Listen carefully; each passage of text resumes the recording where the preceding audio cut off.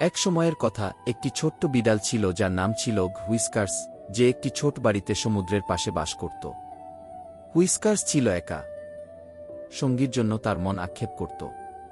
প্রতিদিন সে জানালার পাশে বসে সমুদ্রের ঢেউগুলো উপকূলে ভেঙে পড়তে দেখত, কিছু একটা চাওয়ার জন্য যেন তাকে একাকিত্ব থেকে মুক্তি পায়।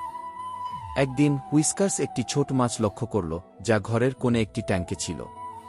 মাছটির স্কেলস ছিল সোনালি মতো ঝকঝকে, এবং হুইস্কার্স তার সুগম নাচের মতো চলাফেরা দেখে মন্ত্রমুগ্ধ হয়ে গিয়েছিল।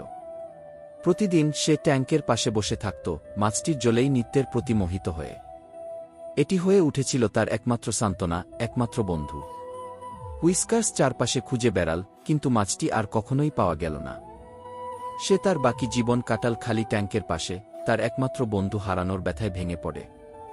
যদিও সমুদ্রটা জানালার বাইরে ছিল, মনে হচ্ছিল যেন প্রবাহগুলো সব কিছু নিয়ে চলে গেছে যা সে কখনো ভালোবেসেছিল, তাকে শুধু সমুদ্রের নীরব শব্দ আর একটি বন্ধুত্বের ছায়া রেখে।